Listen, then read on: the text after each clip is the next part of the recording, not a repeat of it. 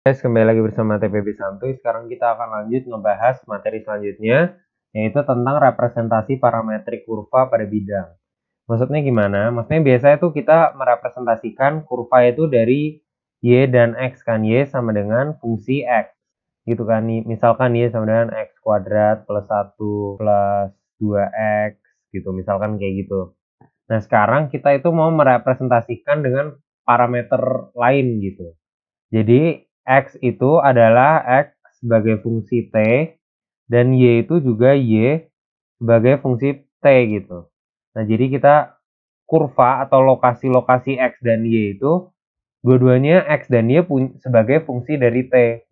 Misalkan X itu T-2, terus Y itu misalkan T kuadrat plus 1 gitu. Nah, misalkan kita mau tahu nih bentuk kurvanya kayak apa, kita ya bisa plot aja. Kita bisa bikin tabel dulu deh misalkan. Kita bikin tabel T, X, Y gitu. Misalkan T-nya 0, X-nya itu minus 2, Y-nya 1. Terus misalkan T-nya 1, X-nya minus 1, Y-nya 2. Terus misalkan T-nya 2, itu X-nya 0, Y-nya 5. Dan selanjutnya gitu kan. Dan biasanya ini dibatasi untuk T, misalkan ini kita maunya dari 0 sampai 2 aja gitu. Nah udah deh, habis gitu tinggal kita plot. Pada saat T0, X-nya itu minus 2, dan Y-nya itu 1, misalkan di sini. Terus waktu T-nya 1, X-nya itu minus 1, dan Y-nya 2 di sini. Dan ketika T-nya 2, X-nya itu 0 di sini, dan Y-nya itu 5, misalkan di sini. Nah, kira-kira dia kurvanya itu kayak gini, dan ada arahnya nih. Jadi ini ketika T-nya 0, dan ini ketika T-nya sama dengan 2, gitu. Nah, atau kita bisa juga nih, kalau misalkan pengen tahu hubungan X-Y dari kurva parametrik ini, kita bisa nyatakan Y sama dengan fungsi X. Caranya gimana? Caranya kita eliminasi T. Jadi pertama, kan kita punya X itu sama dengan T-2. Atau kita punya T itu sama dengan X plus 2. Gitu. Nah, maka Y yang sama dengan T kuadrat plus 1 kita jadiin X plus 2 kuadrat plus 1. Ya udah, ini tinggal kita jabarkan. Kita punya X kuadrat plus 4 tambah 1 plus 5 berarti ditambah 4X. Gitu. Nah, ternyata dia adalah kurva parabolik. Ini adalah keadaan khusus di mana kita bisa nyatakan, kita bisa eliminasi T-nya gitu. Jadi T-nya kita nyatakan sebagai X, terus di Y kita masukin T itu sebagai fungsi X gitu. Kita masukin X-nya di sini. Cuman ada kurva-kurva yang nggak bisa diginiin gitu. Nah, ini kan kuadratik ya, dan kita lihat di sini, ya benar dia bentuknya adalah kuadratik. Nah, kurva itu ada beberapa jenis. Jadi kurva itu ada yang bisa bentuknya kayak gini nih. Awalnya dia di sini, akhirnya di sini gitu. Nah, kalau kurva bentuk kayak gini, itu kalau mau direpresentasiin langsung pakai persamaan Y sama dengan fungsi X itu rada susah. Maka dari itu, salah satu kegunaan dari representasi parametrik kurva ini adalah ini untuk mengakomodasi bentuk-bentuk yang nggak bisa atau susah direpresentasikan kalau langsung dibuat bentuk Y sama dengan fungsi X gini. Gitu, makanya kita pakai parametrik ini. Nah, kurva yang kayak gini, jadi untuk satu T ada di dua titik yang sama, itu bukan kurva yang simple, tapi kurva yang misalkan kayak gini. Nah, jadi ini kan semakin T-nya membesar, dia bergerak kan. Nah, tapi nggak ada titik yang sama yang dilalui dua kali. Nah, ini adalah kurva yang simple. Nah, tapi karena titik awal dan titik akhirnya berbeda, maka ini bukan kurva yang tertutup. Nah, contoh kurva yang tertutup adalah kurva kayak gini nih. Jadi titik awal dan titik akhirnya itu sama di titik ini. Ini adalah kurva yang tertutup dan kurva yang simpel juga karena nggak ada satu titik yang dilewatin dua kali. Nah, contoh lain dari representasi parametrik, contohnya untuk merepresentasikan yang namanya sikloid. Nah, sikloid itu apa? Jadi misalkan kita punya bola nih. Terus kita ambil satu titik aja, misalnya titik yang bawah ini. Nah, terus bolanya itu misalkan menggelindingnya clockwise gini. Nah, misalkan di sini, itu titiknya itu di sini nih. Titik yang bawah tadi kan udah ke arah sini karena bolanya muter kan. Nah, sikloid adalah kurva yang dilewati oleh satu titik pada sebuah bola itu. Jadi semakin dia muter, dia akan naik terus terus akhirnya dia turun lagi, gitu kan. Nah, untuk mengkarakterisasinya, jadi misalkan ini pusat bolanya. Nah, jari-jari ini kita kasih nama R. Nah, terus dia kan muter ke sini kan ya. Nah, kita kasih ini adalah sudut theta. Nah, di sini kita akan merepresentasikan posisi X. Jadi X itu adalah sumbu yang ini, dan Y itu adalah sumbu yang ini. Kita akan merepresentasikan X dan Y sebagai fungsi dari theta. X sebagai fungsi theta dan Y sebagai fungsi theta. Nah, di sini kalau kita lihat X-nya ini apa nih? Nah, X ini adalah panjang yang ini dikurangin panjang yang ini. Ya nggak? Nah, gimana cara kita representasiin panjang yang pertama ini? Panjang pertama ini kan jarak yang udah dilewati bola kan.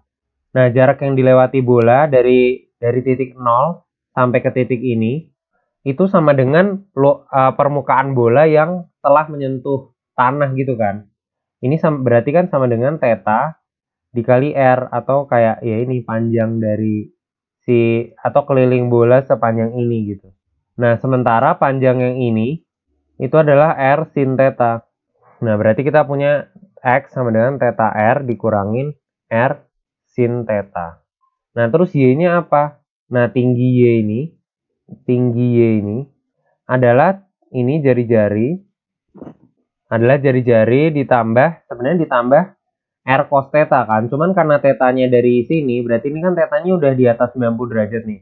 Kalau cos di atas 90 derajat kan negatif kan. Berarti ini kita taruh sini minus R cos theta. Kalian kalau mau buktiin lagi yang R minus R cos theta ini boleh gitu. Kalian coba-coba masukin nilai sudutnya gitu misalkan. Dan nanti terbukti kok kalau ini benar. Nah ya udah, berarti ini kita punya berarti X sama dengan R theta minus sin theta. Dan Y-nya itu sama dengan R 1 minus cos theta. Nah ini kita parametrik ini kan tadi kan biasanya ada intervalnya. Ini intervalnya adalah ketika tetanya lebih besar dari 0. Gitu. Jadi mulainya dari sini theta 0. Kurvanya kita mau cari theta yang lebih besar dari 0 gitu. Semakin dia ke arah sini. Gitu. Nah, representasi parametrik dari kurva ini kita bisa juga pakai buat menghitung kemiringan dari kurva ini. Nah, ini kan kurva Y sebagai fungsi X kan sebenarnya. Nah, sehingga kalau kita mau cari kemiringannya, itu adalah turunan Y terhadap X berarti kan.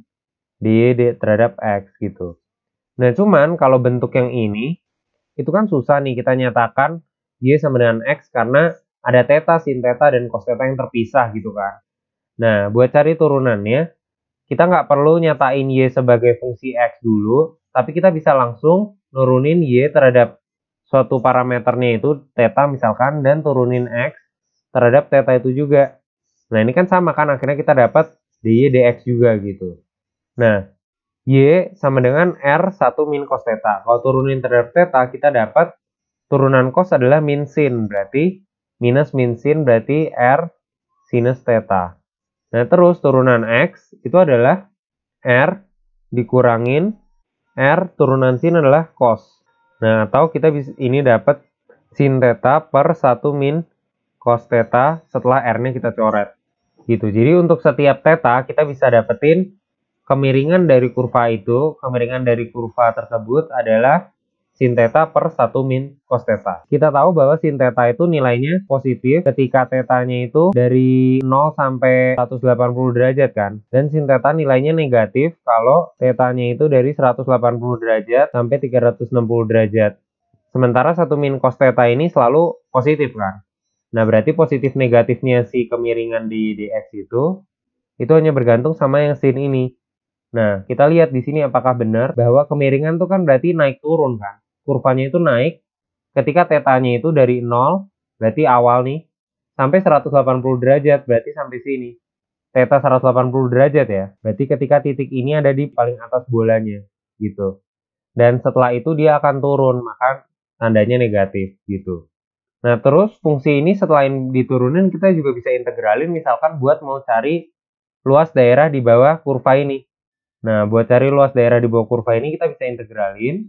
Berarti kita di sini punya area sama dengan integral y dx. Y-nya itu adalah R 1 min cos theta. Nah, kalau kita pakai dx, jadi nggak bisa diintegralin nih, belum bisa. Nah, maka itu kita turunin X terhadap theta, kita akan dapat R min R cos theta kan, d theta gini kan, atau ini R 1 min cos theta d theta, sehingga kita di sini punya R 1 min cos theta d theta, atau ini sama dengan R kuadrat integral 1 min cos theta kuadrat d theta. Nah, ini integral yang kalian udah pernah pelajarin di teknik pengintegralan ya, video-video yang sebelum-sebelumnya.